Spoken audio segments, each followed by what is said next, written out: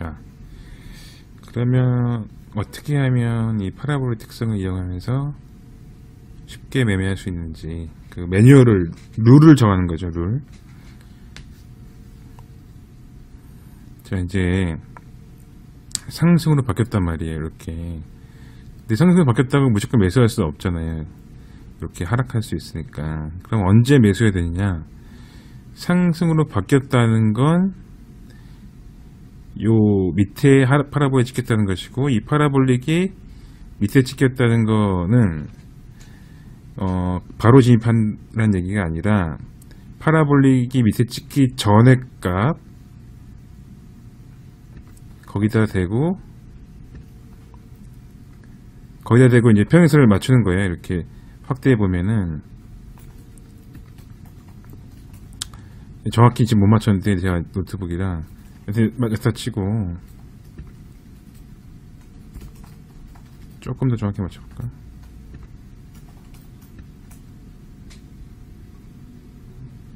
아, 이게 자석 기능이 있어서 아주 불편해. 아이씨, 잘 안 된단 말이야.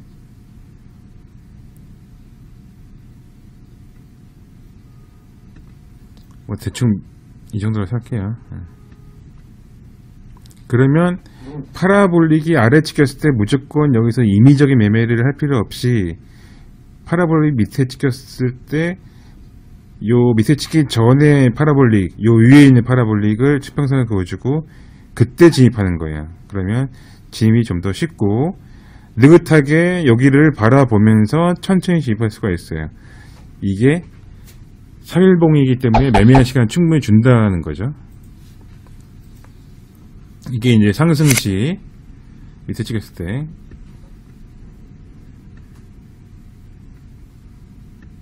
그럼 이제 밑에 찍혔어. 아, 이제 밑에 찍혔다 위로 찍혔어. 이제 전환됐어. 그러면은 무조건 또 하락이 아니에요.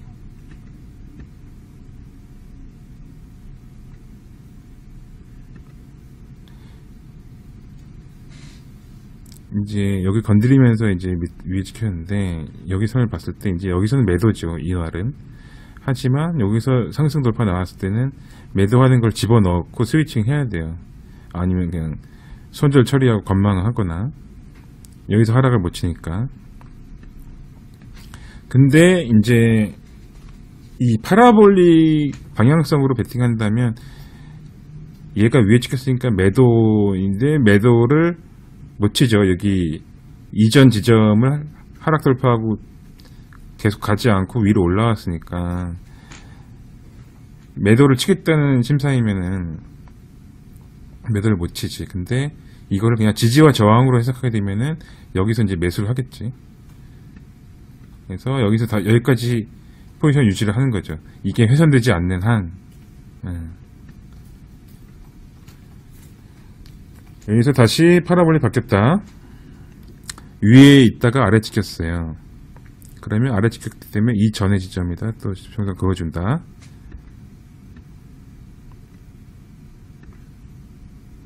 그러면은 여기서 바로 뭐 상승이다 하고 사는 거는 조금 골치 아픈 매매가 되고, 여기서 상승이다 했는데 팍 떨어진다면 이게 3일봉이니까 실제로 마진 거래하면은 하락폭이 심하다는 얘기예요. 그러면 이제 관망하다가 여기서 돌파 매매 하는 거예요. 이전 지점을 돌파했을 때가 진정한 파라볼릭 아래에 있는 상승이 유효한 자리이기 때문에.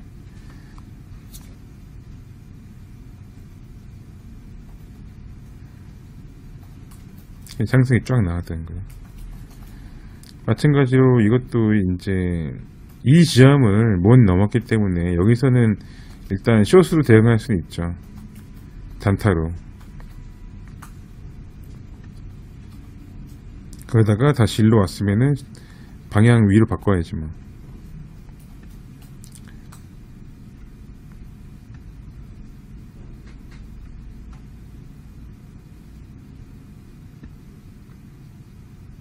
그래서 일단 이전 지점, 변환된 그 2점 지점을 평행선을 바꿔서 매매하는 게 좀 편하다.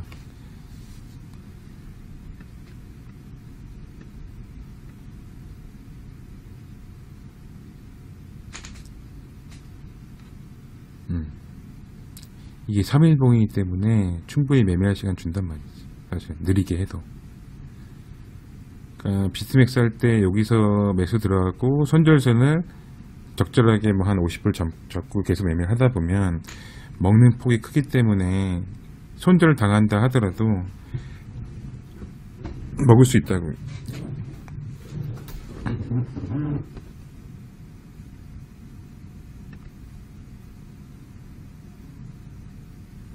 여기서 바뀌었고 위에 바뀌었고 이전 지점은 여기.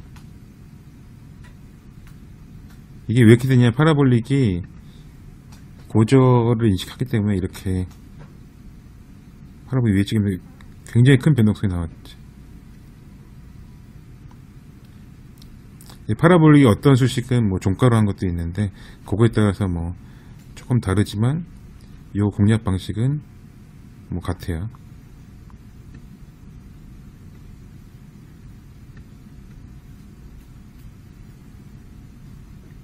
그래서 지지저항점이 파라볼을 찍다 보면은 이게 이렇게 모이다 보면은 지지저항이 의외로 잘 맞는다. 그래갖고 여기서는 뭐 지지니까 매수로 봐야겠지. 그리고 파라볼릭이 그 많이 모여있는 지점, 이렇게 근접해서 두 개 찍혀있는 지점은 신뢰도가 높기 때문에 매매하기 편하다.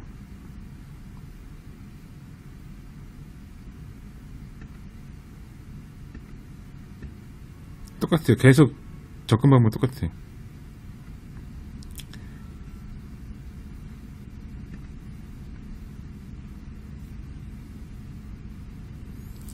바뀌었을 때 이전 지점에다 찍어 놓고 타점을 계속 찔러보고 있는 거예요.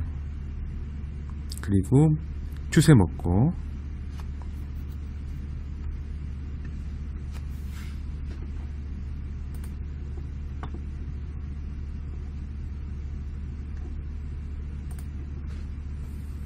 그래서 쭉 여기서는 일단 홀딩 하는 거지.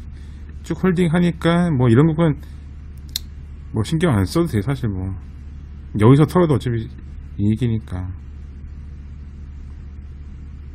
근데 이걸 활용하려면 언제든지 기회가 오기 때문에 요런 거는 이제 시스템트에서 익절 구간을 적절히 잡아서 이제 섞어주면 되는데, 근데 또 파라볼릭이 3일봉에서 그렇지 뭐 1일봉 뭐 12시간 봉으로 하게 되면 여기서 또 메인 타점이 잡히기 때문에 활용 방법이 많다고. 다 똑같아. 이게 앞으로 계속 해봐도 계속 이 방식이기 때문에.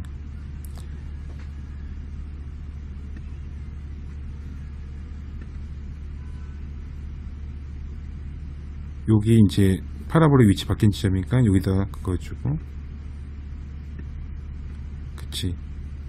이렇게 되면은 굉장히 타점이 잘 나오기 때문에 추세가 또 한 번 더 나온 거지.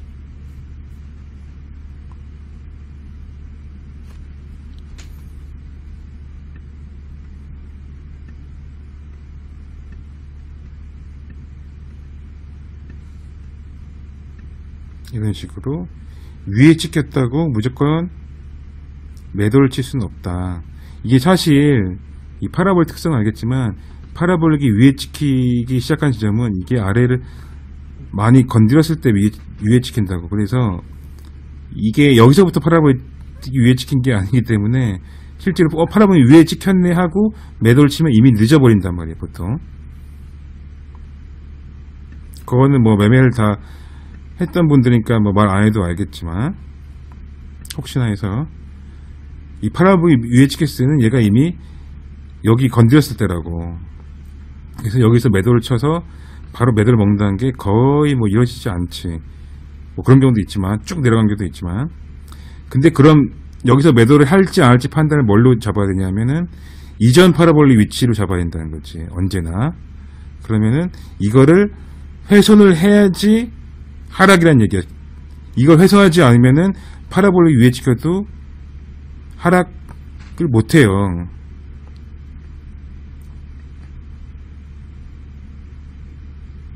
그래서 파라볼릭의 이전 지점을 평행선으로 긋는 이 방법이 파라볼릭의 이해를 하기 제일 쉽고, 파라볼릭으로 매매를 하기도 제일 쉽고, 원래 파라볼릭의 활용법에 해당한다 이 말이지. 교과서에 나오듯이 파라볼릭 위에 찍힌다고 하락이 아니고 파라볼릭이 아래 찍힌다고 상승이 아니다. 그래서 파라볼릭 할 때 애들이 많이 혼동을 때리고 어떻게 참조해야 할지 모르고 이제 파라볼릭 활용을 제대로 못하고 있는 거니까 이런 거 알아두고 해야 된다. 원리를 알아야 된다. 원리. 다 똑같아. 계속 이 방식이야. 이 방식으로 내는 타점이 안 나올 수가 없다고. 자, 파라볼릭 점 위치가 바뀌었으니까 이 시세를 가운데에 놓고 이전 지점에 수행생 걸어놓고 여기서 매수 그냥 들어가는 거예요. 여기서 매수 들어가는 게 의외로 계속 이지를 하다 보면은 무섭지가 않다고. 그래서 남들이 생각하는데 고점인데 왜 들어가요 하는데 들어간다. 게 바로 이런 거. 이거는 오히려 볼린저 밴드란 것보다 더 쉬워 이게 자리가. 볼린저 밴드는 의외로 그 편입전차 값을 멀티 값을 얼마 하냐에 따라서 그 굉장히 뭐 고민된다고. 근데 파라볼릭은 기본 수치로 쓰는 거라서 딱히 고민할 게 없어요. 나는 이제 파라볼릭을 거의 기본 수치 먼저 적용해서 보니까 어떤 거든지 파라볼릭 기본 수치로 하는 거라 또 똑같아. 또 그냥 계속 이지만 하는 거야. 이지만 여기단 말이야. 아유.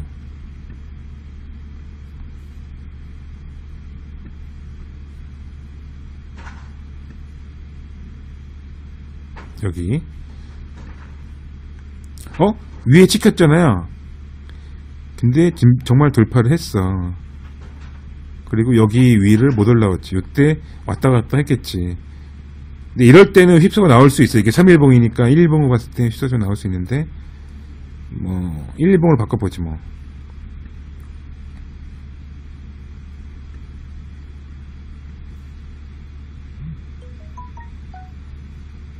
여기가 매도 자리네. 그치, 휩쓸가 있었네. 그래도 뭐 이 정도면은 매매해본 사람이면 충분히 잡아내니까. 그러니까 요 선이 있고 없고에 따라서 굉장히 고민할 자리에서 요 선 하나 때문에 고민을 안 하고 진입할 수가 있기 때문에 이 파라볼릭이 굉장히 유용하다고.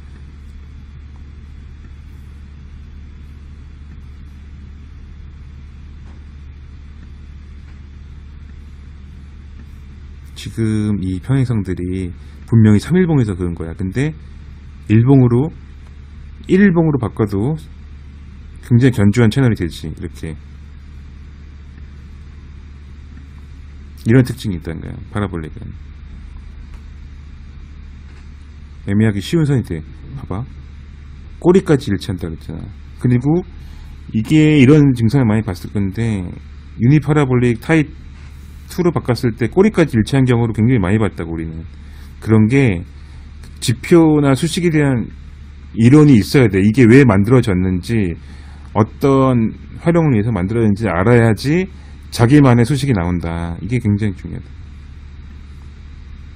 그 지표에 대한 히스토리를 모르면 활용을 못해요. 외부 수식은 거의 다 그래. 그걸 모르면은 막 이 지표 하나 갖고 이렇게 하기도 하고 저렇게 하기도 하는데 아니다라는 거.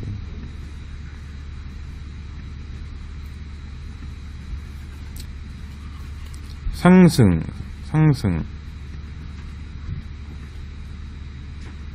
1일봉 같은 경우는 3일봉보다 더 빨리 나오겠지 뭐.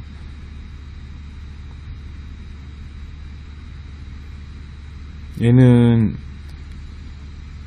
밑에서 파라볼을 찍혔고 그 이전 파라볼 위치를 돌파하고 훼손이 거의 없었기 때문에 홀딩.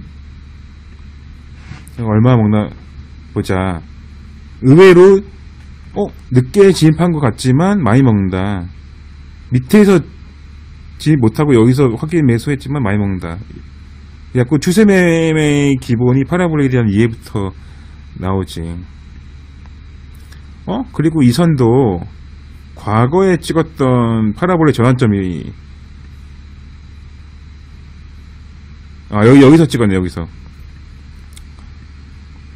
과거 아니고 여기서 찍었구나.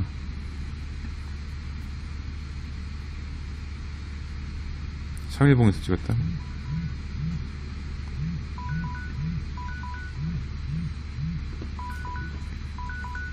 응? 잘 못 봤는데. 여보세요? 예. 예, 추가했다고 하네요. 라이브에. 저 안 했죠. 우람샤이랑 텔레그램 하지 않았어요?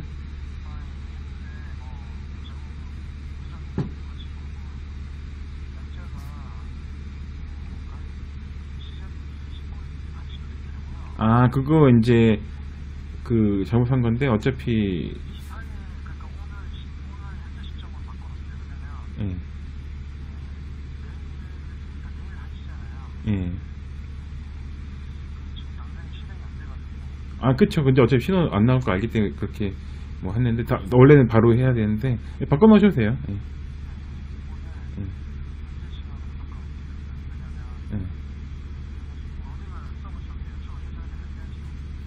예.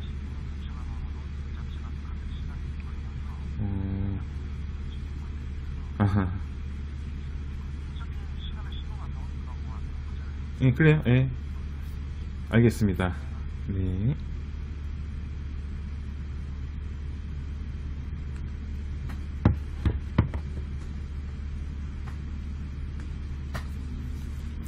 자, 그러면 파볼은 굉장히 방법이 쉽기 때문에 누구나 연습하면 다 할 수 있을 것이다.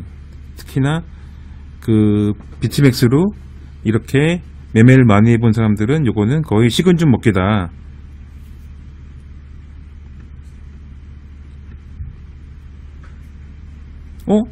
근데 이게 이전에 파라볼릭인데 현재에도 굉장히 잘 맞고 있다.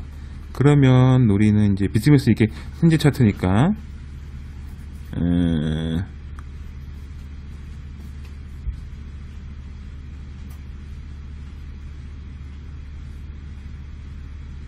지금 여기 있네. 와. 3일봉을 봤을 때 이제 이전 파라볼릭 위치도 보면 여기가 이제 중요한 위치였고, 지금 보면 또 굉장히 중요한 게 여기서 바뀌었다. 이게 점검하고 난리 났던 날이고, 막 비트맥스 안 열리고, 막 비트맥스 에러 나고 막 그랬는데, 여기죠, 여기. 그러면은 얘를 보고 여기서 들어가면 여기도 이상한 자리가 아니라는 거예요. 여기서 롱 들어간 게 맞다고. 6830 뭐. 그러니까 애들 다 여기서 롱 들어간 거야, 실제로. 근데 여기서 자꾸 숏을 치는 게 내가 좀 좋게 보진 않았지. 그러니까 되게 간단해진다고, 이게. 왜 숏을 치냐, 내가 이제 채팅 내용을 보니까 너무 생각이 많다. 추세에 어긋나는 생각을 너무 많이 한다는 거지. 그게 나도 왜 그런지 모르겠는데,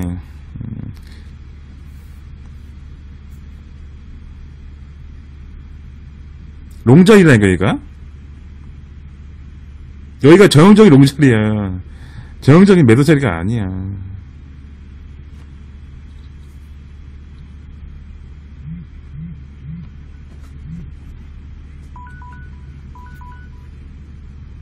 예.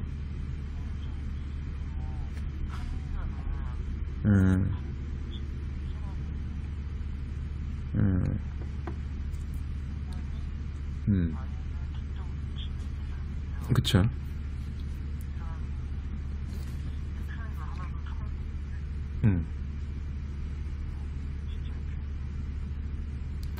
등록 당시 했던 게 진짜지.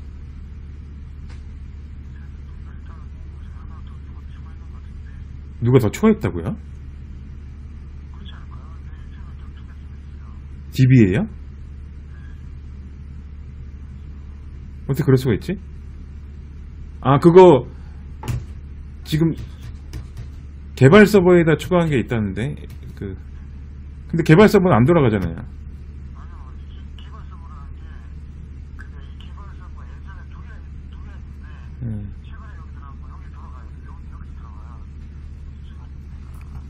아이고.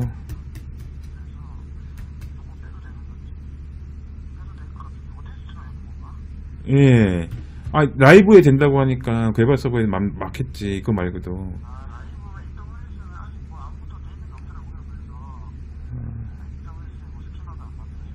그러면, 그래갖고, 운영사장이 메신저로 그 얘기 했다는데?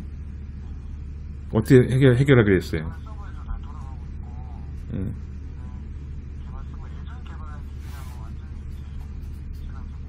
그러니까, 그게, 커뮤니케이션이 라이브로 했다고 하니까 다 그렇게 알고 있지.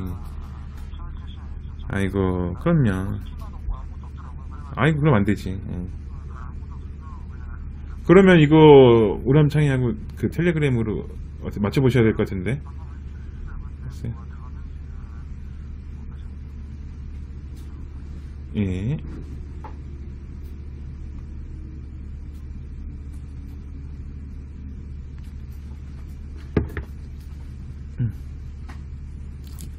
아, 서버 관리한 게 여러 개 있었고. 하여튼 그렇다. 여기까지 이해가 잘 간다. 이해가 안 간다. 이해가 안 가면 2번. 이해가 안 가는구만.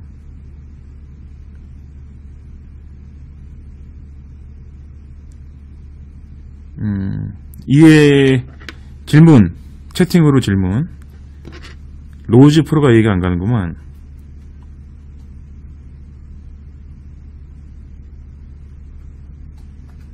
7057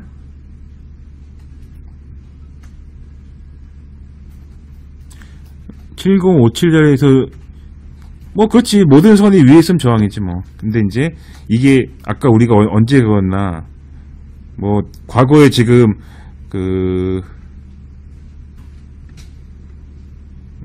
여기서 여기 이때 선이네. 노벰버 14일, 노벰버가 11월 14일 자리네. 지금이 굉장히 중요한 자리네. 11월부터 대대상승 중요한 파동, 제일 힘센 파동이 나왔잖아. 우리가 그거 다 알고 있지. 과거 기억을 우린 다 알고 있단 말이야. 그러면 이렇게 파라볼릭을 하다 보니까는 과거 자리까지 현재, 와, 정확하네. 내가 분명히 요걸 보고 선 그은 게 아니란 말이지. 근데 맞네.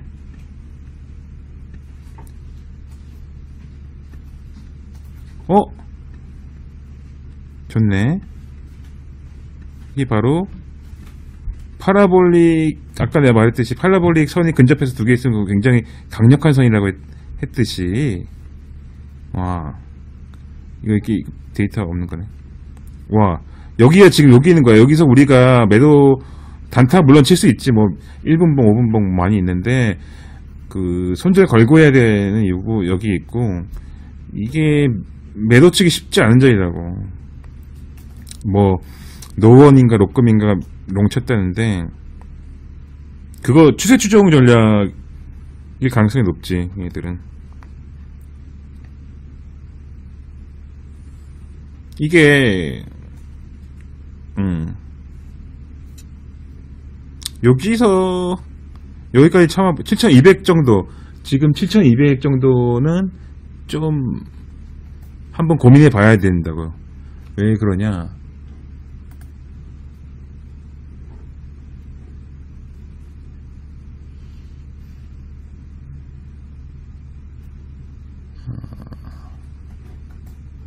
지금 얼른 보이지 못했는데, 이게 8200이면 여길 이겨야 된다고. 지금 7200인데 7200 위로 가면 그것도 파동이 세겠네. 그리고 지금 상태가 윗꼬리도 거의 없어. 되게 강한 거라고.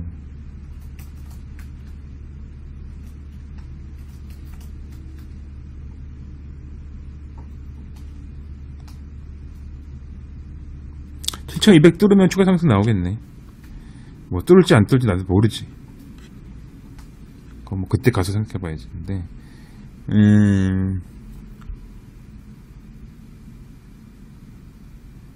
여기서 지금 뭐 처음 보여주는 화면일 수 있는데 전략 화면이 따로 있다고. 이제 내가 개발하면서 보는 건데, 여기서 보면 이게 가격 채널인데 거의 직선으로 가고 있다고. 그러면은 이놈의 기준을 매매하게 되면은 이 채널을 하락 돌파하지 않으면은 매수나 매수 유지가 된다고.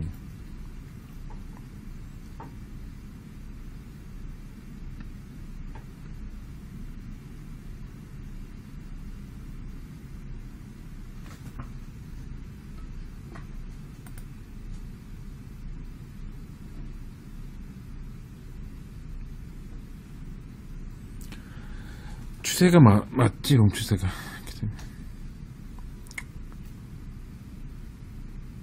7200이 이 자리인데,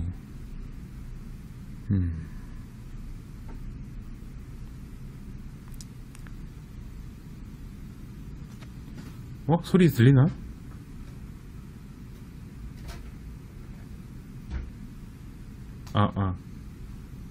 소리가 안 나와.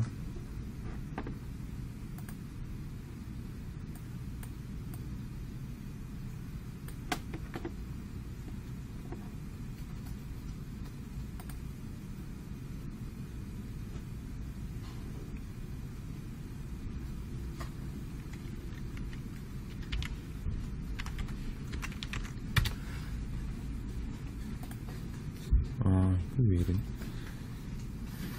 비가 와서 회선이 안 좋나? 여튼간에 지금 직선을 거의 가고 있어서 거의 이 선을 해소하지 않고 있기 때문에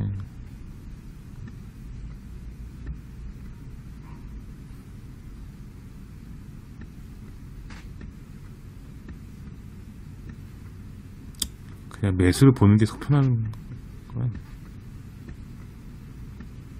그리고 이게 프라이스 채널이라고 많이 쓰는 건데, 이렇게 프라이스 채널이 평행으로 바뀔 때가 있는데 그때 가서 고민해도 늦지 않다.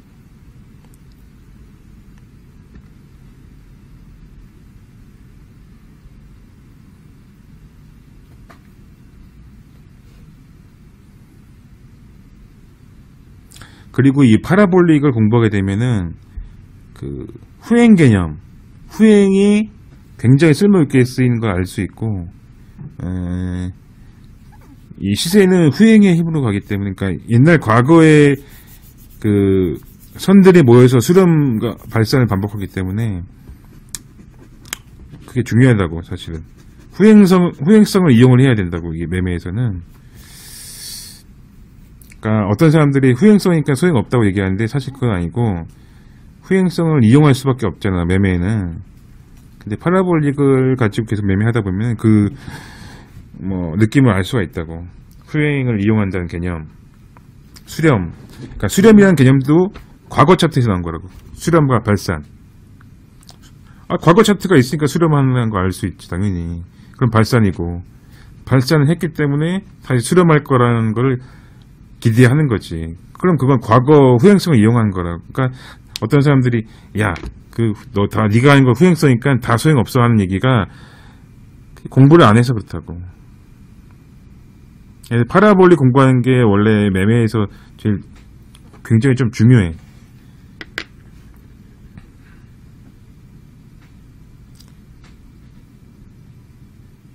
그래갖고 그런 사람들한테 반박할 거리를 공부를 해놔야 되고,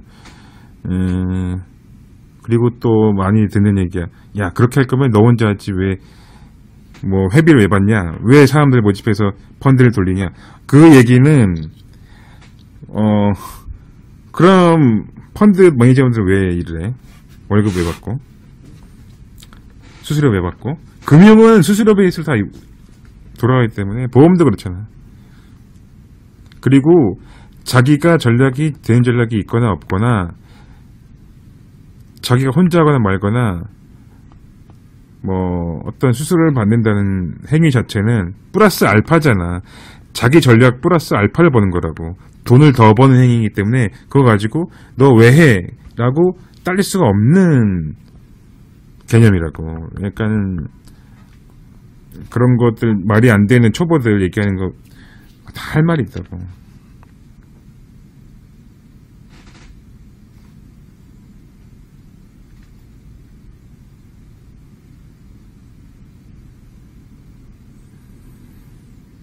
그러면 뭐 질문에서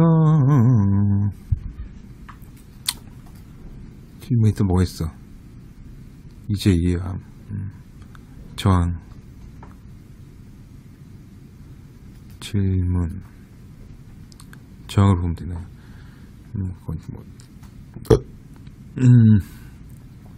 노원 녹금.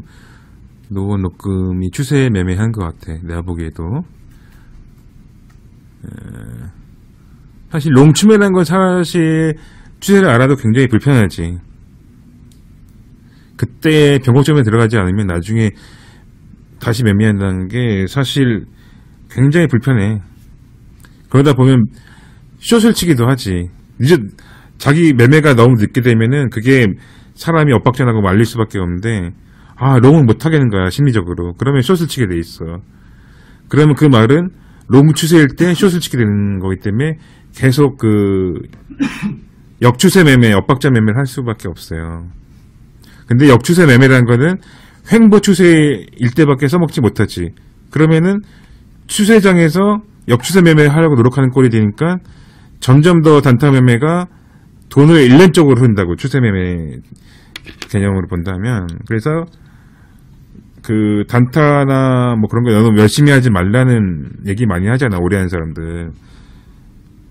너무 열심히 하면 안 된다고, 단타 매매. 다 수학적으로 증명이 된 거라고, 이게.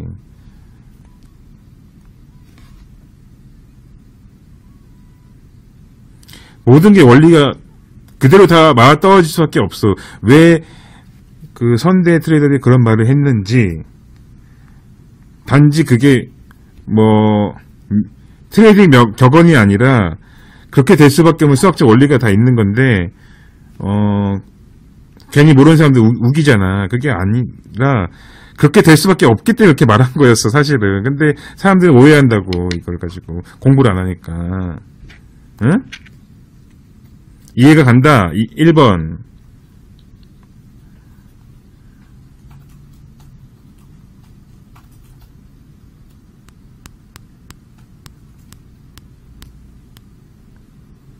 사실은 굉장히 간단한 이론이다라는 거야.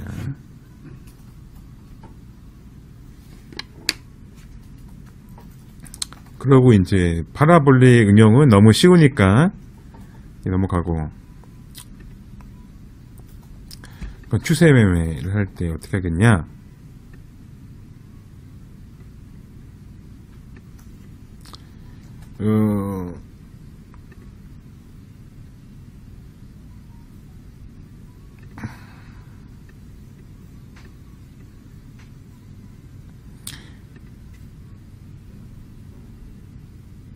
자, 그 하락 추세선 그을 때 고점과 고점을 잇는단 말이지, 이렇게.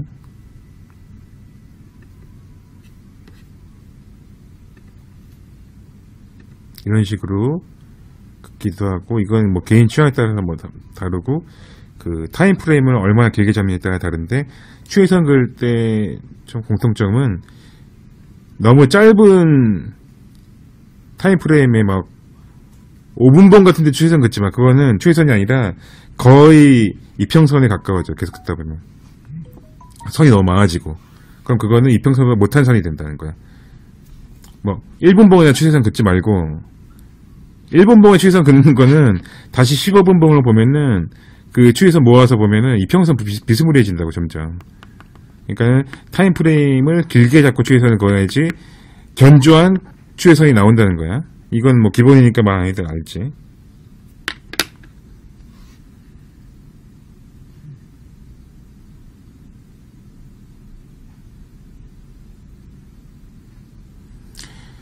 그럼 자 4시간도 사실 짧지. 4시간 동안 뭐래. 비트코인 4시간 동안 횡보하는 것 엄청 많은데 비트코인 뭐 1단위로 횡보한 경우도 많아요. 그래서 사실 일봉 채널 이상에서 하는 게 좋아. 4시간도 모르겠어.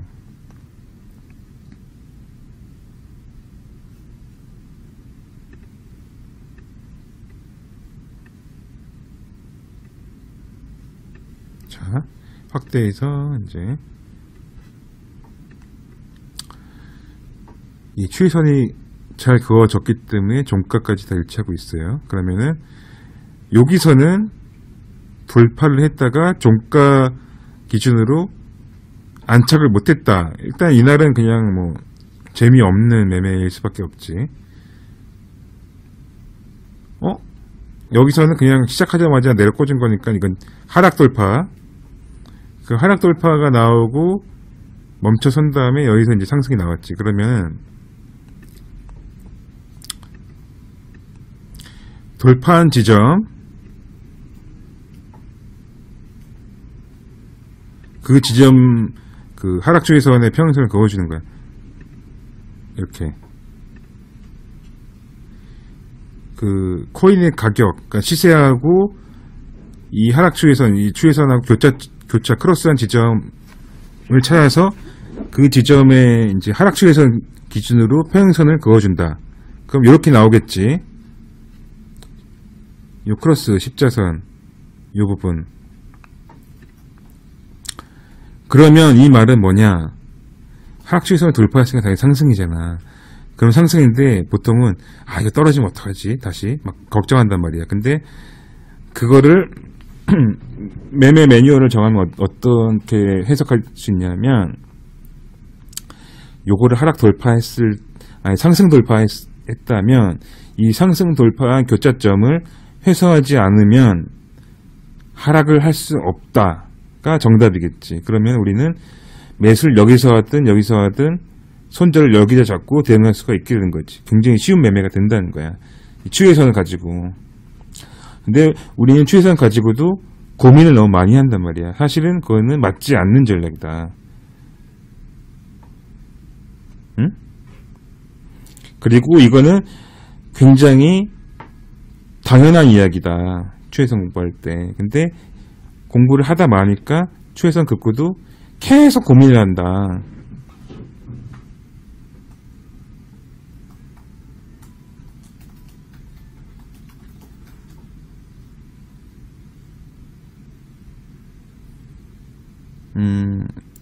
이건 너무 당연한 얘기지, 들어보니까. 이해가 가면 1번.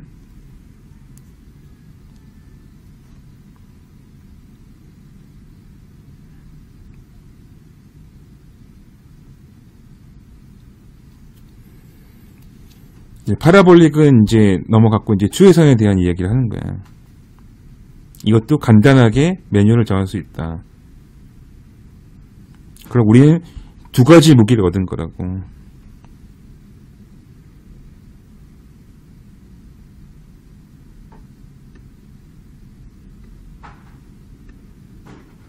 자, 이것도 마찬가지로.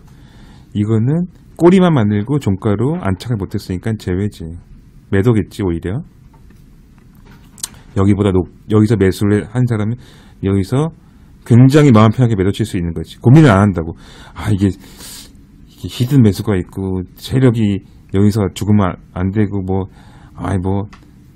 어떤 사람이 픽이 나왔는데, 그런 개소리 하면 안 된다고. 그거 정말 미친 짓이야.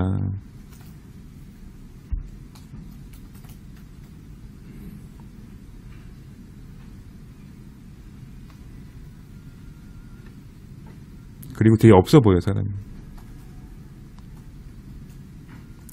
오케이? 자, 똑같대. 여기랑 대응 방법이 똑같을 수밖에 없지.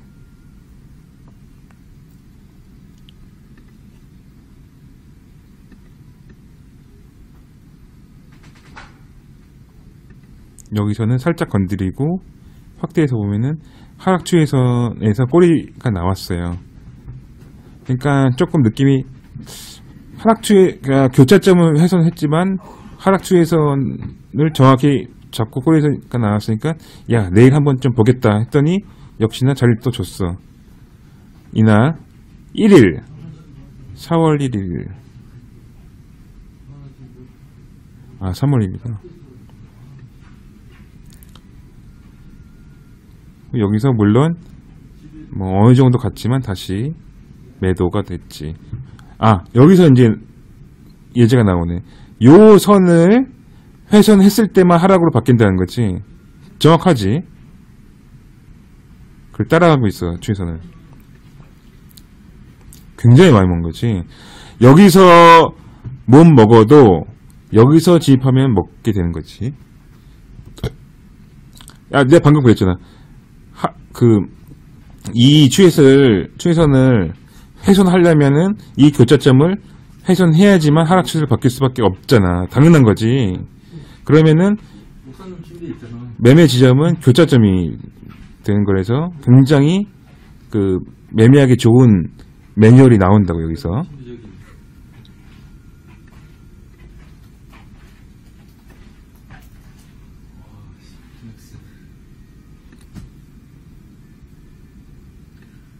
그러면 이제 이런 식으로 이건 지금 하락 추세에 대해서만 우리가 대응을 했는데 하락 추세만 그어도 이 교차점을 이용하게 되면은 하락까지도 같이 매매할 수가 있고 되고 여기서 좀 더 열심히 하게 되면은 상승 추세선을 그어서 대응할 수도 있겠지 우리가. 오, 이제 막 저번에 다 저걸로 했나 보네? 다 자동으로 했나 보네?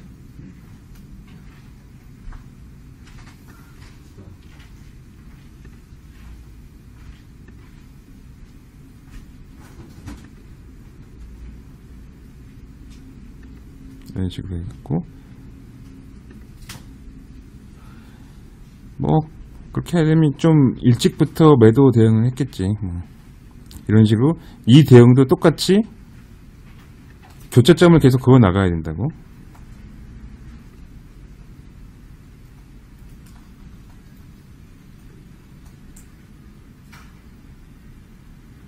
이런 데서 휩쓸 좀 있고 그래도 뭐 추세선을 어떻게 작동하냐에 따라서 이제 교점이 좀 다르겠지만 자기만의 무기를 갖게 되는 거니까.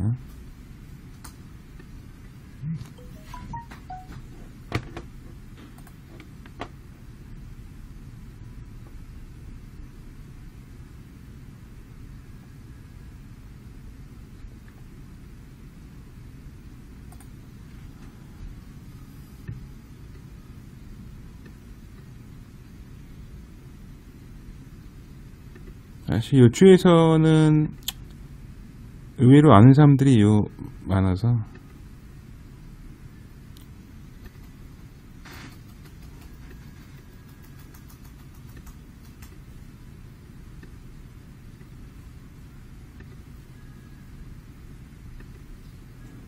이런 식으로 그거 좋아하는데 사실 추에서는 좀 타점이 안 나오는 구간도 꽤 있다고. 좀 애매한 구간, 너무 짧게 끝나는 구간도 섞여 있지.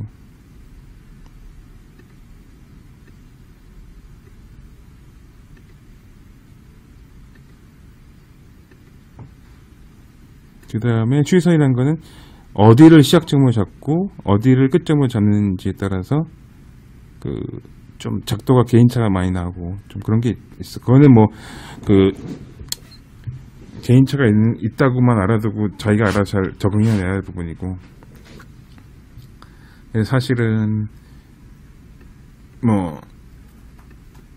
자꾸 내가 아까 처음 말했듯이 추세선 그을 때는 좀 길게 보고 그는 게 좋다.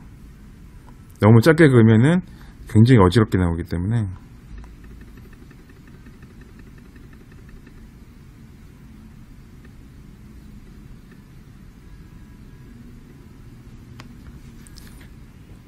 일단 추세선까지는 자기가 매매 어떤 타점을 좀 미세하게 잡을 때 주로 쓰겠지.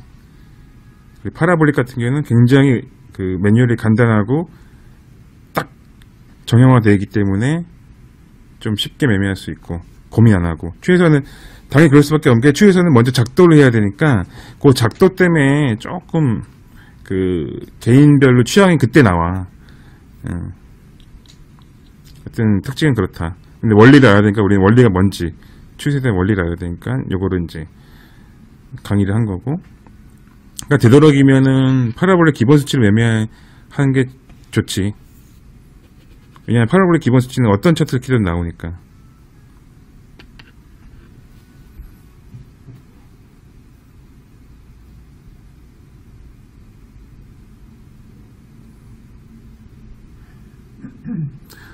그리고 선을 훼손한다는 개념은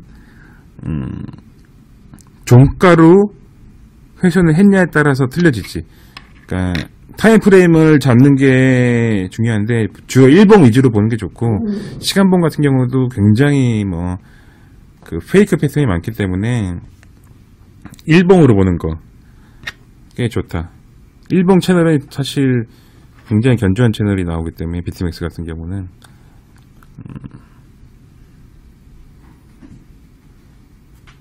일봉의 종가, 그러니까 그 일봉의 종가는 코인에서 시가 9시 기준으로 돌파를 했느냐 아니면 실패하고 꼬리가 나왔느냐, 그런 거 자기만의 어떤 기준을 좀 세워야겠지. 그거는 자기가 선호한 타임 프레임이 또 다르기도 하고 그런 거. 하지만 이제 내가 추천하는 거는 일봉 아니면 이제 12시간 봉, 하루를 반으로 잘라서 12시간 봉도 좀 채널이 좀 매매하기 편하게 나오기 때문에, 아니면 6시간 봉 정도에서 보는 게 좋다. 파라볼릭 매매할 때. 4시간 봉부터는 조금 뭐라 말할 수 없는 약간 페이크가 있어서 조금 헷갈린다. 의외로 되게 많이 건드리기 때문에 핍수가 꼬리들이 막 어지럽기 때문에. 주로 이제 나는 이제 작도나 파라볼릭 봤을 때 제일 눈에 편하게 바로 들어오는 거는 일봉, 12시간 봉, 10시간 봉이었다. 눈에 바로 안 들어오면 안 되잖아. 눈에 바로 들어오는 건 좋은 거잖아. 그리고 4시간 봉을 많이 보기 때문에 굳이 우리까지 볼 필요는 없지. 그래서 지금 요 쉽게 익힐 수 있는 요 매매 방법 2가지, 요거는 그 굉장히 쉽고, 요걸로 해서 다른 어떤 상황들, 왜 단타를 치면은 안 되고 계속 악순환의 반복이 될 수 있는지에 대해서도 설명이 된다, 수학적으로.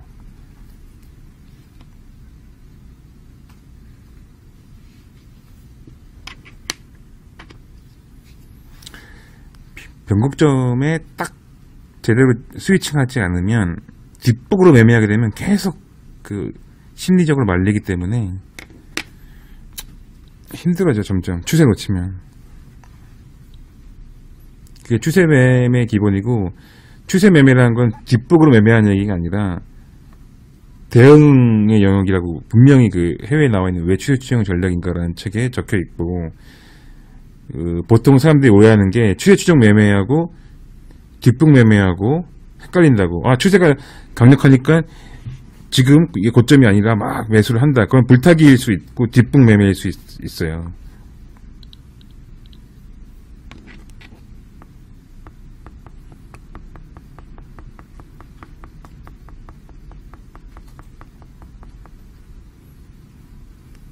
그래서 이런 추세 매매 익힐 때 내가 뒷북 매매를 하고 있는지 추세 추정 매매를 하고 있는지, 정확히 말하면 추세 적응 매매, 추세 적응 전략인 거지.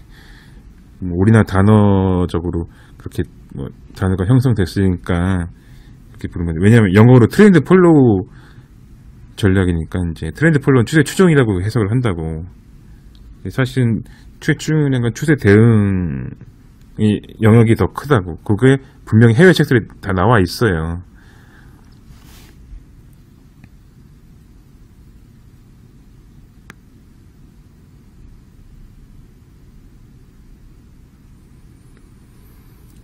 선을 훼손한다는 개념은 타임프레임을 얼마로 설정해서 꼬리냐 종가의 형성이 됐느냐에 따라서 이제 판단을 해야 된다. 그래갖고 이제 뭐 타임프레임 보다 보면 그거는 연습이 될 거야. 그런 부분, 그러니까 막 꼬리나 휩쓸어나는 부분은 자기가 적응해야 될 부분이고.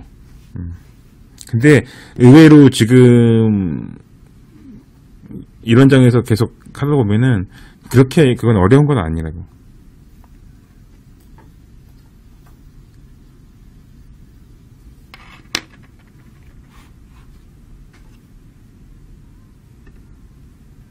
게다가 지금 일봉 예로 들었기 때문에 분봉에서 비트맥스 매매 좀 해본 사람들은 적응하기 쉽지. 일봉이니까 시간 되게 많이 준다니까 실제로는. 그러면 이제 이 추세 작도의 부분에 있어서 사실 나도 굉장히 매번 실시간으로 긋기도 힘들고 그런 게 개인차 난다고 분명히 설명을 했어요. 그러면은 이 부분을 어떻게 쉽게 매매에 이용할 수 있는지, 그게 바로 유니피사르 지표인 거지. 요 그림 많이 봤을 거야. 내가 하도 올려가지고. 근데 굉장히 큰 의미가 있는데 거기에 대해서 깊게 묵상하는 사람이 없었기 때문에 요 활용을 못하고 있는 것 뿐이다. 그러면 그 유니피사르 같은 경우는 그 실시간으로 추세선을 그어준다고 했잖아. 그러면은 기본적인 추세 작도법은 좀 다른데 이렇게 채널이 이렇게 나와요. 하락 추세가. 그러면 돌파 지점이 6,500이었다. 그럼 여기가 훼손되지 않으면 매수 유지. 여기 이렇게 보면 꼴이 나왔지만 뭐 그렇게 이상한 지점 아니고 여기 이제 보조선들의 분명히 지지가 있었기 때문에, 게다가 뭐 유니피사르 이제 분봉으로 봤을 때 3시간 한번 볼까? 분봉에서는 유니피사르를 어떻게 되냐, 2로 타입 1을 2로 바꾸고 내가 여러 번 말했잖아. 뭐 유료회원들은 알겠지만, 그러면 과거에 돌파했던 지점 6,500 여기라고. 이때 그 비트맥스 점검할 때 돌파 나왔어 사실은. 근데 여기서 매수 들어갔어야 된다고. 6,500 25일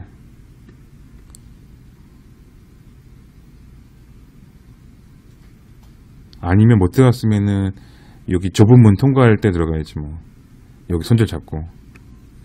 근데 이 당시에 여기를 훼손 할 것 같은 느낌이 거의 없었지. 사실 계속 지지하고 뭐 거의 건드리지 않더라고.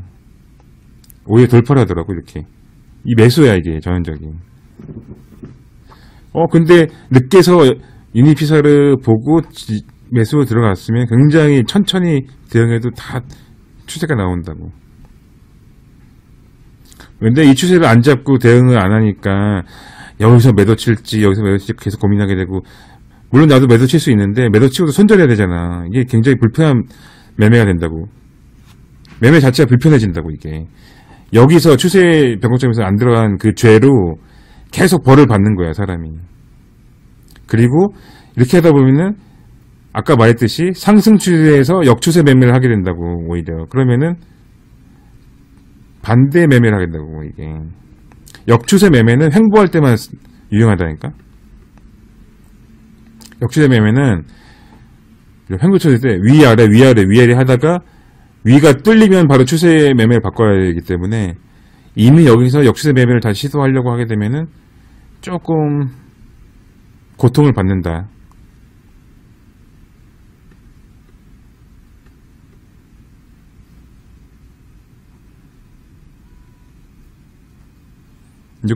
요거는 뭐 이해하기 쉽지. 그동안 매매 경험을 뒤돌아보면. 비트맥스에서 자주 일어난 일이거든, 개인들이. 그러니까 역추세 매매 너무 열심히 하지 말라고 그러잖아요. 그러니까 매매 너무 열심히 하지 말라고 하는 이유가 여기 있어요.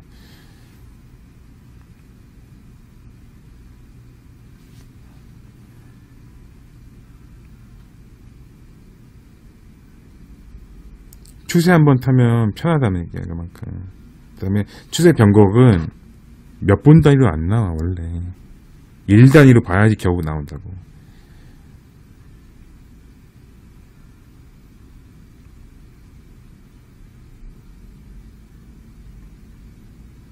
그리고 시드가 뭐 박스권에서 2배 늘릴 수 있지. 근데 사실은 그 2배를 추세에서 홀딩했으면 2배가 다시 3배 되면 뭐 6배 되겠지. 그럼 우리는 3배 먹는 걸 원하지 2배 먹는 걸 원하지 않겠지. 그러니까 그 추세라는 거는 내비두는 거야 원래가.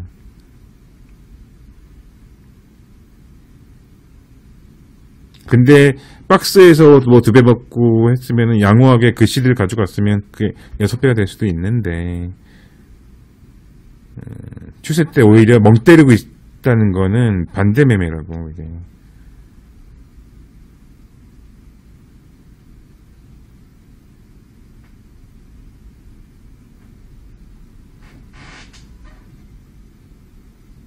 근데 그런 일이 왜 많이 나오냐면 그 역추세 매매를 할 때 그 여러 번 먹잖아. 왔다 갔다 왔다 갔다.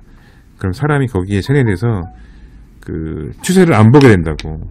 그래서 추세를 대부분 놓쳐.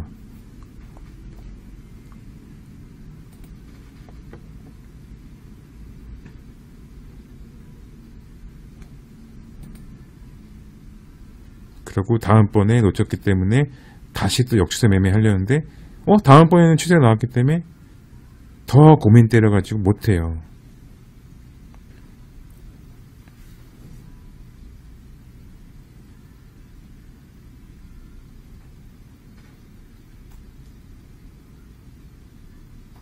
다 이유가 있는 거라고. 그게 교과서에 있는 내용이 원리를 알게 되면은 다 이해가 된다.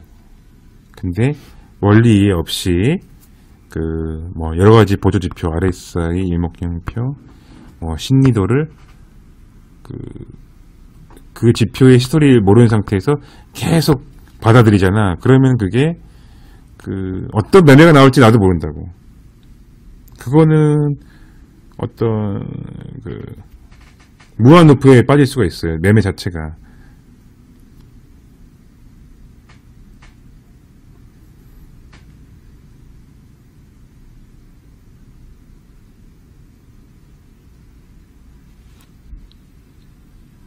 그리고 이제 추세 매매할 때 좀 어려운 지점은 추세가 잡히기 전에 하락이 된 상승인데 한번 이제 끝 추세를 빠져나올 때 이제 새로운 추세가 생길 때 그때 약간 손실 날 수 있어요. 그때 추세 추정 매매는 거의 승률이 뭐 다 까인다고. 그래갖고 추세 추정 매매는 사실은 한 40%대나 50%대 승률이 나와요. 근데 그거는 이상한 게 아니라 자연스러운 거다.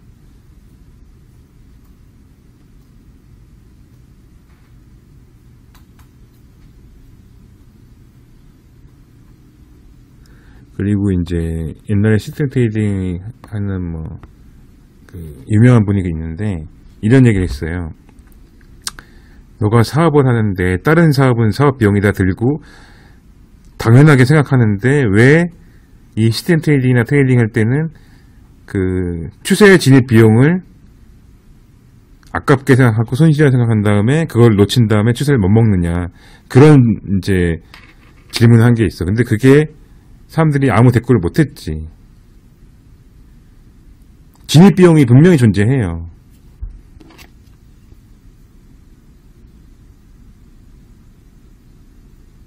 사업할 때는 임대료, 뭐 의자, 책상 그런 거 다 돈 내고 하면서 왜 추세 추정 매매 할 때 진입비용을 드는 거를 무서워하느냐.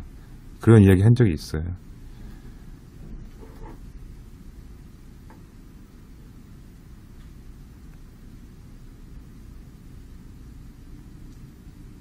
그리고 포지션 구축 비용이 그 큰 펀드나 큰 헤지 펀드에서 운용 규모가 몇 조 되는 애들은 굉장히 크게 나와. 그래서 그때 이제 알고리즘 매매가 필요하다고. 주문 최적화가.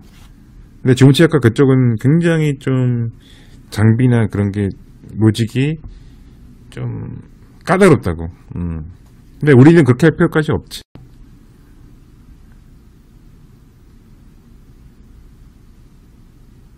이제 이 금융 쪽 시스템의 메커니즘 이해가 갈 거라고. 왜 추세 바뀌기 전에 그렇게 장난질을 치고 포지션 구축하는데 그렇게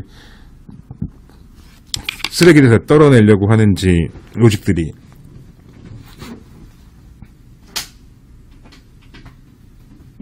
이게 서로 그때 추세 나오기 전에는 봇들끼리도 계속 일을 열심히 하기 때문에 개인들이 그거 오해해서 반대로 매매한 경우가 많기 때문에. 그런데 원리를 알아야 된다고.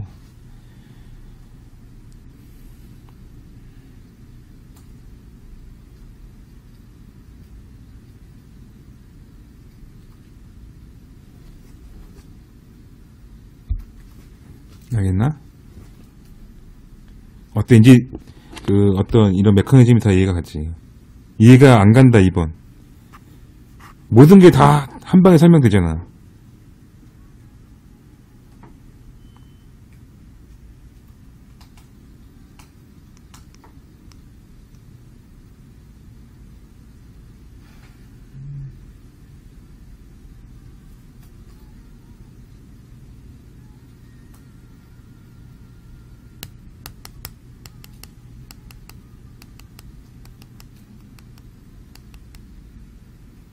(20% 같은 경우 사실은 뭐 마진 거래는 자기 코인을 담보로 걸기 때문에 코인 계속 흔들려요. 그 원래 어쩔 수 없는데 그거를 미리 포지션 진입할 때 예측을 할 수는 없고 대응의 영이기 때문에 미리 포지션을 줄일 수는 없지. 근데 이제 그게 추세가 나온 다음에 왜냐 이전에 미리 시작한 사람들은 또 그 어떤 일정 이상 벌고 포지션 진입하고 벌고 포지션 진입하기 때문에 누적으로는 우상향할 수밖에 없고 그거는 100% 못 막고. 그러니까 그 추리충 매매는 크게 먹고 진입 비용 내고 크게 먹고 진입 비용 내고 뭐 그런 식으로 해서 계속 계단파로 갈 수 있게 만드는 거지. 그 모든 진입 비용을 줄일 수는 없어요. 게다가 마진 거래에서 원금의 5배를 친다는 건 사실 그 5% 개파락해도 마이너스 2% 나기 때문에. 근데 이번에 조금 더 손실이 날 수밖에 없었던 거는 그 비트맥스 점검했을 때 트레이드뷰 차트가 그 중간에 데이터가 없었어요. 그래갖고 매수가 5번 신호가 이제 옛날에 이미 수정을 했는데 5번 신호가 매수가 안 나와야 될 게 나왔어요. 나오고 이 트레이딩 뷰가 점검을 끝내고 그 데이터 보정하니까 그 매수 신호가 없어진 거야. 그리고 밑에서 다시 매도가 나온 거지. 그래갖고 그게 굉장히 크게 위아래 매수 매도가 반복됐기 때문에 좀 컸고, 그 다음에 그 이전 또 봇들이 매수를 한 게 있었는데 그거랑 그 다음에 7번 신호가 위에서 매수 나오고 아래에서 매도 나왔기 때문에 좀 휩싸여 있었기 때문에. 근데 그런 경우도 있고 그렇게 진입비용이 드는 경우도 있고 진입비용이 거의 안 들고 얌전히 가는 경우도 있고 다 섞여 있어서 합쳐서 오랫동안 돌리면은 이제 우상향 하게 된 시스템이 나오고, 그리고 11개 전략으로 나눠놨기 때문에 이제 보통 이렇게 전략이 한 곳을 쏠린 경우는 나도 이제 처음인데, 그게 쏠렸다는 얘기는 변곡점이 바로 앞에 왔다는 거지.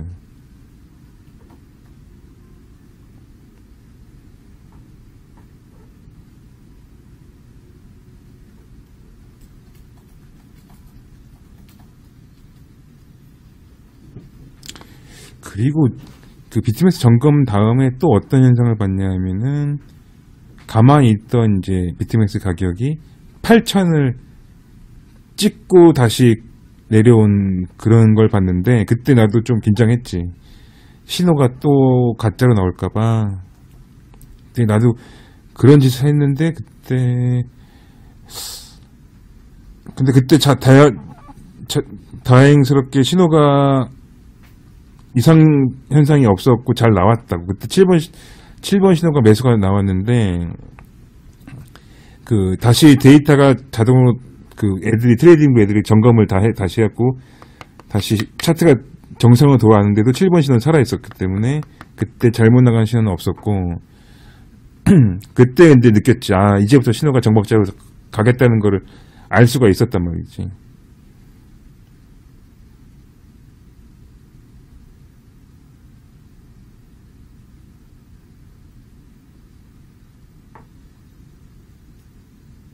그래서 이제 원리를 알게 되면은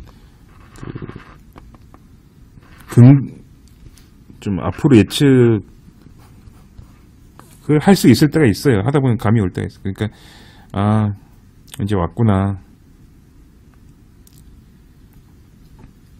그러니까 그 정도로 그냥 느낌이 올 때가 있어요.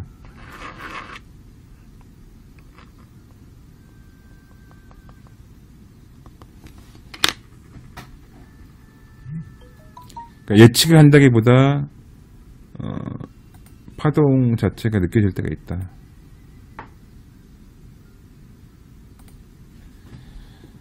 근데 그걸 느끼려면은 원리 이해부터 해야 된다.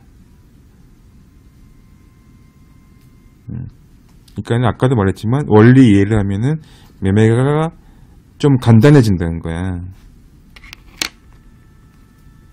원리 이해.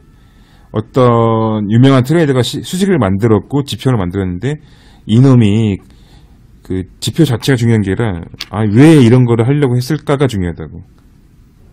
그런 원리가 당연히 튀어나오기 때문에 파라볼릭 같은 건 응용이 가능하고, 그 다음에 추세선 같은 것도 응용이 가능하고, 그러면은 그걸 알게 되면은 이 추세선을 가지고 이런 벡터 분석이 되는 것이고, 추세선 매번 그럴 수는 없으니까.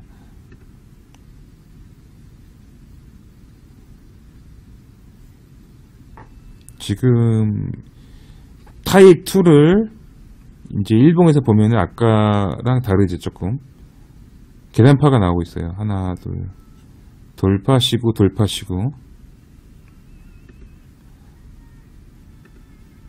타입 1으로 해야 되고, 보통 일봉에서 타입 1으로 하라고 추천하지.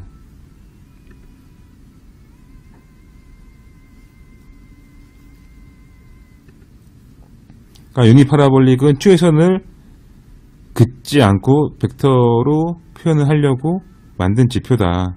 사실 파라볼릭은 아니지. 이름은 그냥 그렇게 지은 거는데, 그건 약간 마케팅적인 측면에서 그렇게 한 거고, 일부러. 그러면 아까 말했던 방식 똑같아. 교차점 거기를 그어줘라. 여기 훼손하지 않으면은 절대 하락할 수가 없다. 이거라고. 유니피사르로 직선 추세선 만들어주고, 거기 교차점에서 종가로 분명히 회복을 했으니까 추세선 그어주고, 요걸 보고 매수하고, 여기 아니면 손절한다. 그랬더니 굉장히 쉽게 매매할 수 있었다 라는 거지. 그러니까 유니피사르는 이런 의미가 있는데, 내가 그래서 그림을 많이 올렸는데, 그 원리나 어떤 거기에 대해서 깊게 생각하는 사람이 없어요. 이거에 대한 원리를 알았으면 그냥 그게 끝이야, 매매가.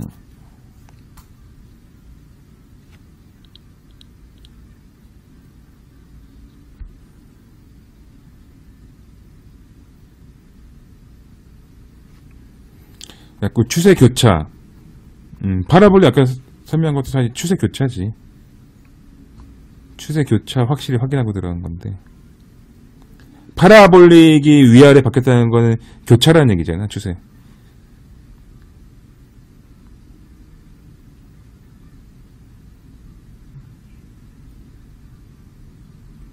그러니까는 지금 설명한 것들이 사실은 추세 교차에 대해서, 변곡점 잡는 방법에 대해서 가장 쉬운 매뉴얼을 얘기한 거고, 그렇게 될 수밖에 없는 원리를 그냥 말을 해준 거예요. 이게. 추세 교차.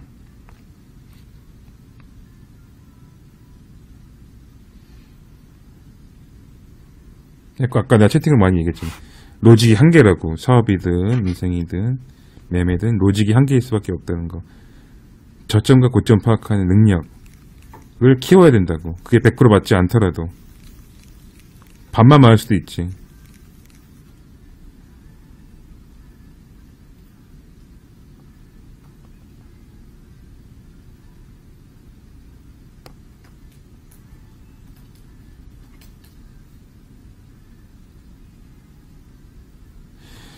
초심자 입장에서는 어떤 매매든 자기 몸에 익혀야 돼. 왜냐하면 그 어떤 좋은 매매든 처음에 하다 보면은 옛날 버릇이 계속 나와. 이게 고치기가 되게 힘들어요.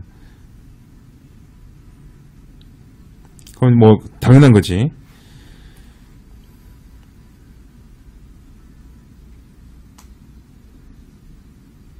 그리고 매매가 그 어떤 다른 일 때문에 영향받기도 하고 다른 사람의 말 때문에 영향받기도 하고 그러니까. 근데 매뉴얼이 확실하게 서 있을수록 다른 사람 영향 받으면 안 되겠지.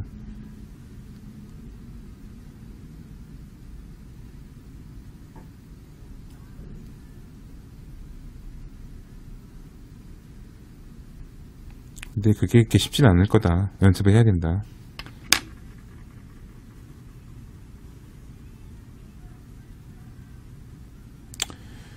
손절 647호 근처로 잡아야지 뭐. 너무 타이트하게 잡을 수 없잖아. 왜냐면 힙소가 있으니까. 힙소가 얼만큼 나올지도 알지 못하니까.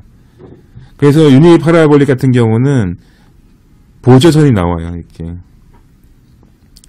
보조선 위에서는 상승으로 본다고.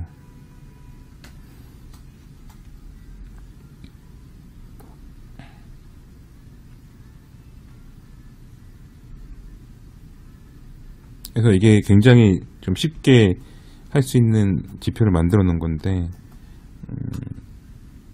이게 어떤 의미인지 모르지, 보통. 내가 설명하기 전까지는. 응?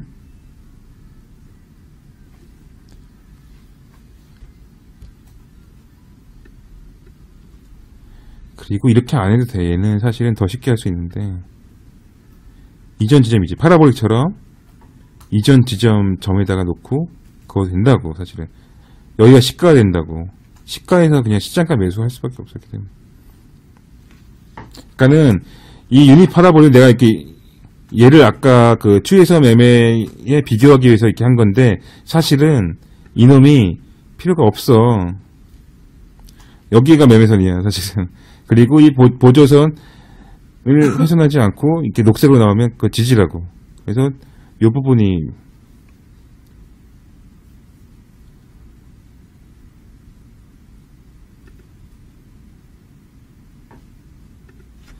그러니까 이 유닛 피사이드 자체가 다른 짓 안 하고 그 추에선 긋지 않고 하라고 만들어 놓은 거라고 원래가.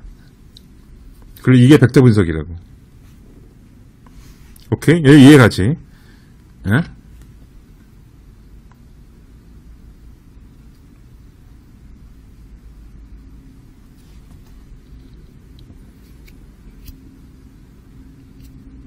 그래서 차트 분석을 하기 싫으면은 방송 보고 그냥 하면 된다고 내가 여러 번 말한 거.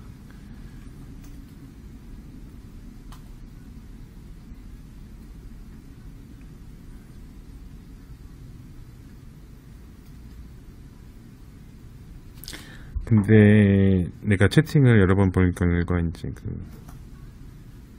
일단은 무슨 말인지 모르는 것 같아.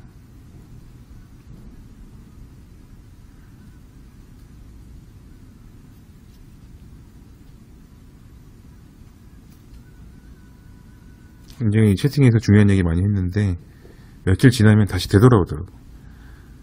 그건 이제 모른다는 얘기거든.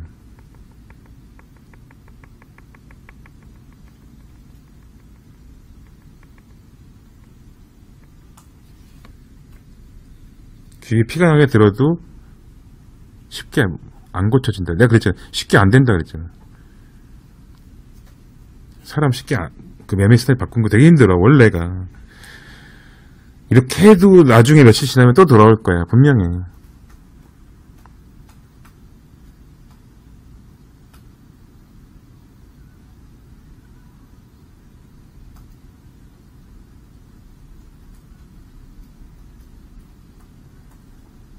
니 에미다님은 누구세요?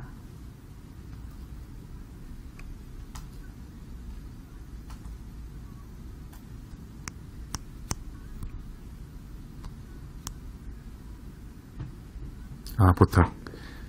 아, 니에미 보탁. 님이구나. 그 다음에, TTLGUDD님 누구예요?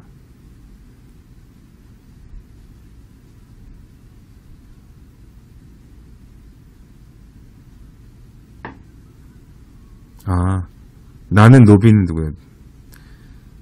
나는 노비?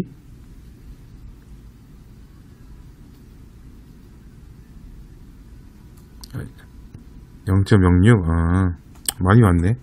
그러니까 이게 왜 계속 오르냐?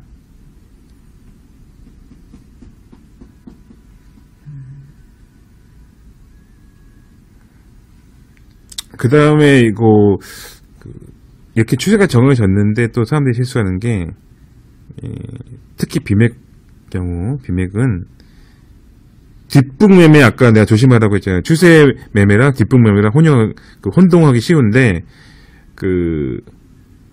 한참 진행된 다음에 불타기 한 경우가 있다고. 왜 그러냐면 이 비트맥스 설계 자체가 내가 두 배만 질렀어. 두 배만 질렀는데 아까운 거야. 지나가 보니까.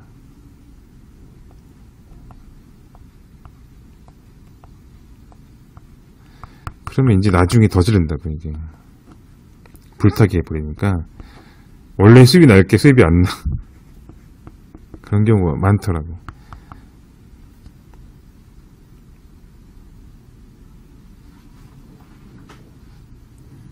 나는 노비는 누굴까? 그러니까 그러면 안 된다는 거야. 왜냐하면 그게 에너지 소비가 크고 손실 보는 가능성이 크기 때문에 좀 그 짓을 계속 하면은 그거를 그대로 코딩으로 해보면은 마이너스가 굉장히 심해. 그건 안 돼. 불타기 매매가 좀 안 돼. 하여튼 불타기는 참아야 돼. 근데 불타기가 굉장히 참기 힘들다고. 비트맥스는 이게 굉장히 힘들어. 불타기 하려면 정말 잘해야 되니까. 근데 보통 잘하기 힘들고 불타기 한다는 것 자체는 이미 늦었을 때 많이 하기 때문에 안 좋은 자리에 불타기 하게 되거든.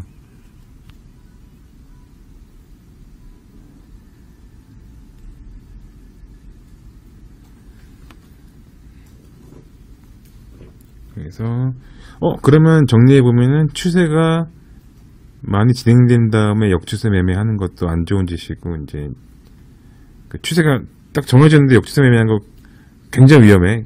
손실이 바로 나니까. 그 다음에 추세가 한참 진행된 다음에 이제 뒤에 막 불타기를 할 때 그것도 위험하고. 근데 불타기 할 때 배수를 높이는데 막 25배 지르면은 이건 답이 없어. 딱 자리 잘 잡고도 손실을 볼 가능성이 높기 때문에,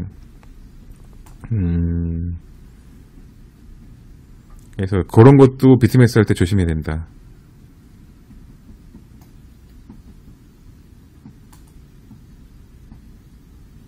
그러니까 불타기를 하더라도 어떤 코딩을 해서 시스템 트레이딩으로 하면 되는데, 손으로 불타기 한 거는 거의 심리가 말려요. 그래서 좀 위험하다.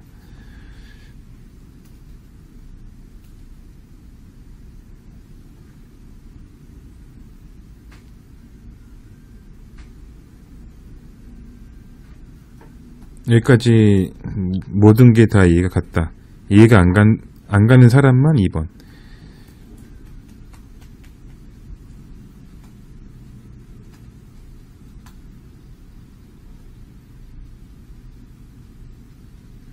이해를 하는군.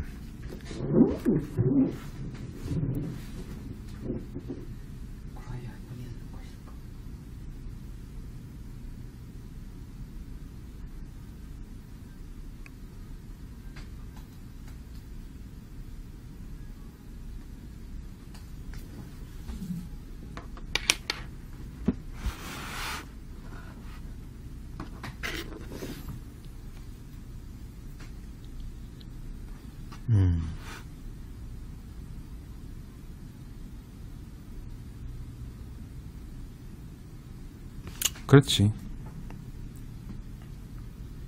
11개 자리가 분산되어 있기 때문에 1.4 하진 않기 때문에.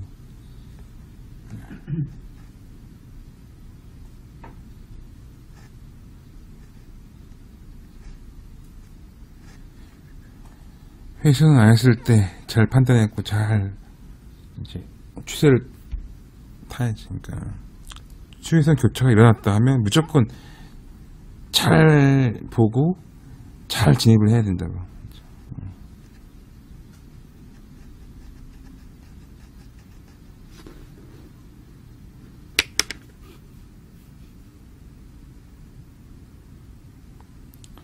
(6517)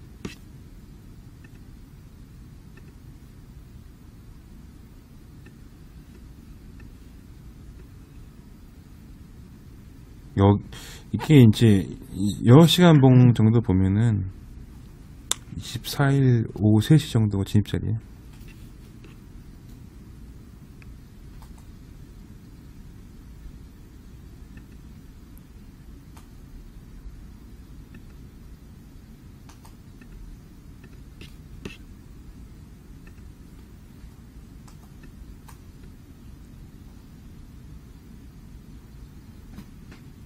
이렇게 보니까 일봉 채널로 그은 유니피사르 점이 굉장히 견조하다는 걸 알 수가 있지.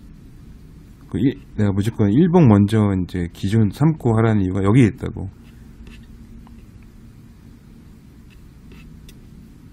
지금 유니피사르 2번. 근데 일봉에서 내가 매뉴얼을 이제 유료위원들한테는 1로 보세요라고 했지. 1로에니까 요 자리가 나온다. 확대해보면 요 점, 이 점을 가지고 그 다음 타점을 잡는다.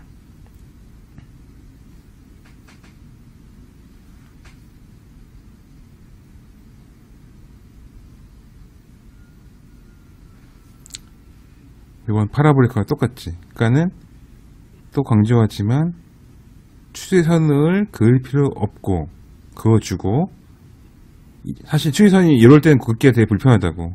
근데 그거 노이즈 제거해서 벡터로 추세선을 그어줘, 유니피사르는. 그 후에 파라볼릭처럼 이 전환점에서, 이전 전환점에서 요거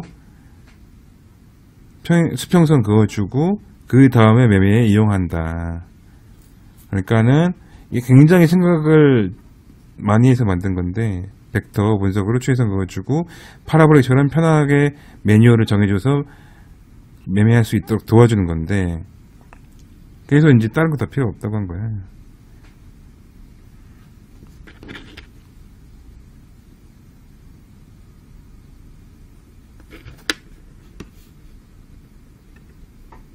처음에 말한 파라볼릭과 같은 심플한 매뉴얼, 그 다음에 추세선을 그을 필요가 없게 해준 간편한 말 섞어준 거, 그 다음에 분봉에서 타입 2로 지지 저항을 볼 수 있게까지 만들어 놓은 거라고. 이게 굉장히 그러니까 그 다른 사람들 쓰기 좋게 하려고 굉장히 그 만들어 놓은 건데, 글쎄 뭐 내가 이런 얘기를 이렇게 디테일하게 안 했으니까 뭐 모르겠지만, 채팅에서 내가 근데 이런 얘기 많이 했다고. 다 필요 없고 이거 잘 보면 된다고. 그 이유가 바로 이런 거에서 이제 있다.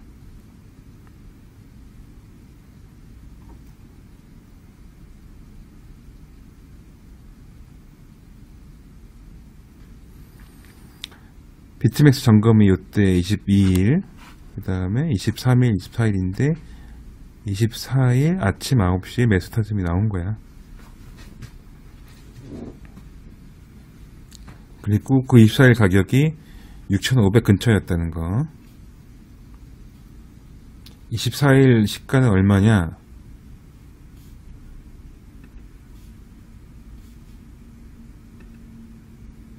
오픈 6521 6,521일. 그러니까 24일 6,521은 매수 맞다.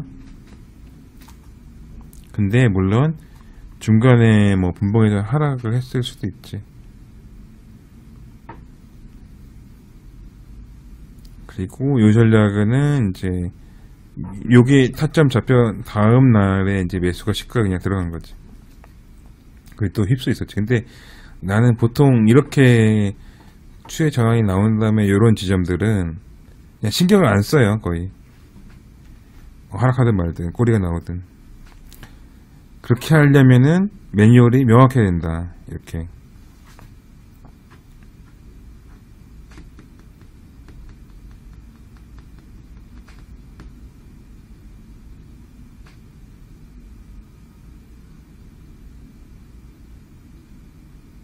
이렇게 해야 이게 무슨 말인지 아는데, 물론 이 지표를 보고 그런 의도를 바로 알기는 힘들지. 그러려면은 이제 경험치가 있어야 되는데.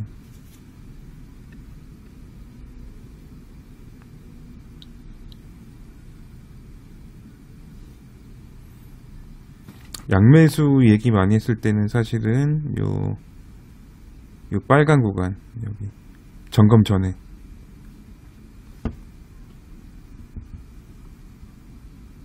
점검됐을 때는 사실 뭐 그냥 사실 근데 점검 전이든 그 다음에 저배롱 같은 개념을 많이 얘기했었고, 그리고 주로 나는 채팅방에서 사실 좀 롱 위주로 많이 이야기했었고, 거의 롱 위주였어 내가.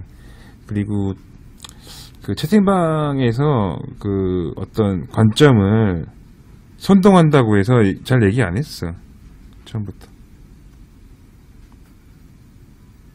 근데 공부가 된 내용들은 중간중간에 내가 그 차트 캡처에서 많이 얘기했지. 근데 이제 원리하고 의미를 모르니까 그런 것들이 순간순간 그냥 지나갔던 거지, 사실은 같은 얘기라고 있는 거라고. 잘 생각해봐. 같은 얘기밖에 안 했어.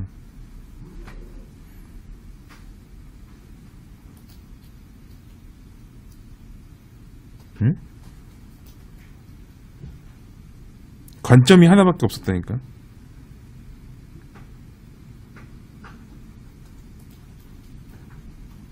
그래 안 그래? 스티밋에 썼던 내용들 하면서 잘 생각을 해보라고. 스티밋부터 이 파라볼릭 타입 1, 2가 있어요. 지지 저항이 그것만 보면 돼요. 교차점이 중요하고 나는 시장가로밖에 안 해요. 롱으로 보고 있어요. 다 얘기했잖아. 굳이 하면 근데 양매수 얘기했던 거는 굳이 타점 지나가는데 고민하고 있으니까 내가 뭐라고 말해줘.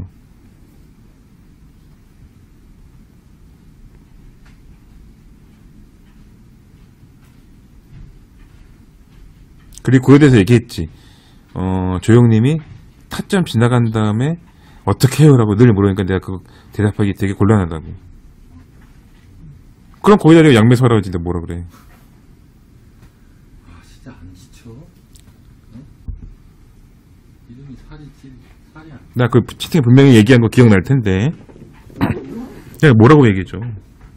다 지나가는데 뒷북매매 할 수도 없고. 양매수 하면 되죠. 그래, 안 그래? 못 먹는다.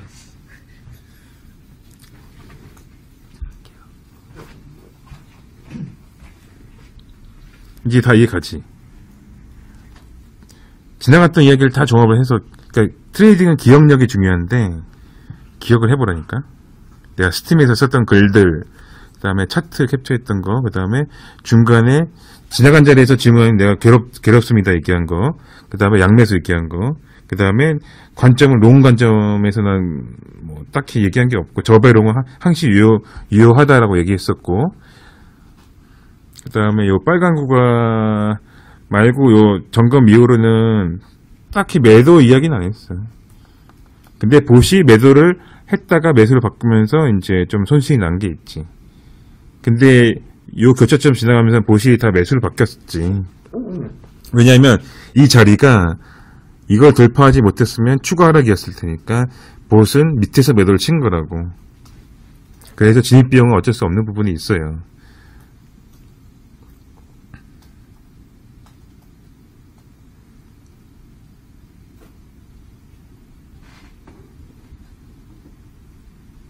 이것도 이해가지. 왜냐면 봇들이 매도가 나왔다 밑에서, 그 얘기는 그 지점을 지나면 봇들이 매수로 바뀔 수 있다, 즉 변곡점이다 라는 거지. 즉 추세 교차가 나올 가능성이 있어서 추세가 바뀌거나 그냥 가던 길 가서 하락을 하거나. 근데 여기서 하락을 했으면 비트코인이 망했겠지. 그 5,800 그 밑까지도 열릴 수가 있지. 추세 확장 국면에서는.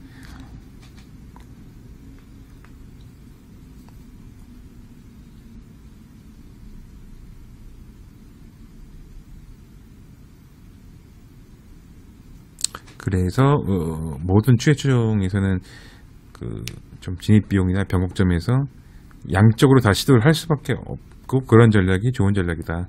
한쪽만 시도한 전략은 그거는 뭐 말이 안 되는 거죠. 그렇지.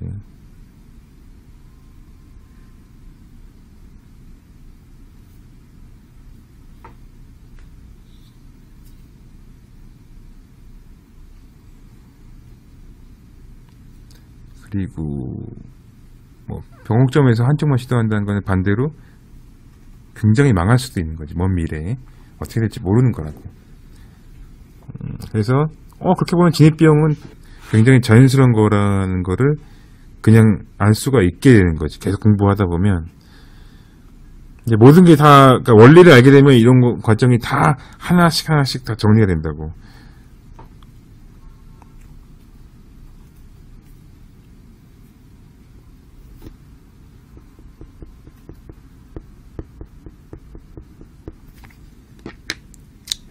그러니까 지금까지 기억한 것만 기억하면 다 되는 것이고, 공부하기가 싫다 그러면 유니피사를 쓰면 되는 거고, 그렇게 정리가 되는 거야.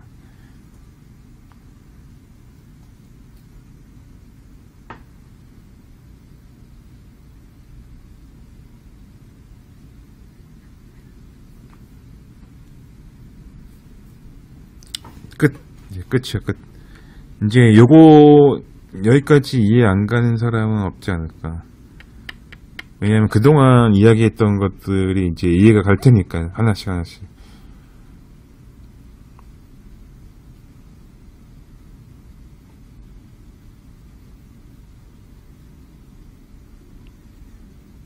그리고 모든 트레이딩 책에서 했던 말들이 왜 그런 얘기를 했는지 수학적으로 증명이 되잖아.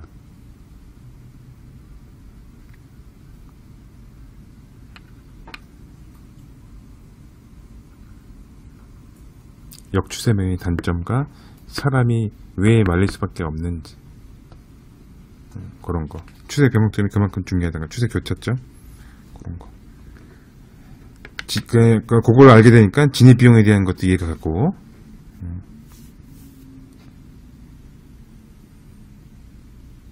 한 방에 이해가 가지. 그래서 원리 이해가 제일 중요하다. 오케이? 너무 쉽지 뭐.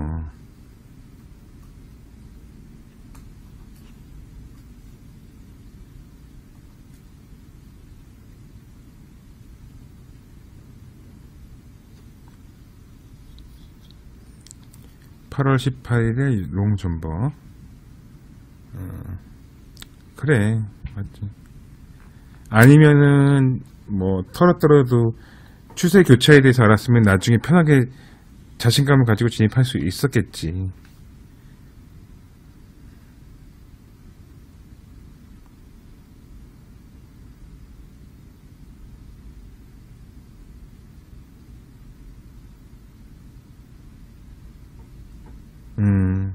그래, 맞아. 잘 알아놔야 된다. 안 그럼 다음에 또 당한다. 또 당한다기보다 어떻게 해야 될지를 모르게 된다고, 사람이.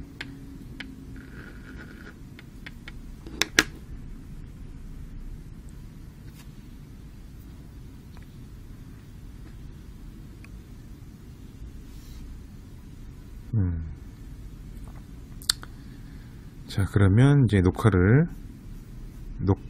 끈다.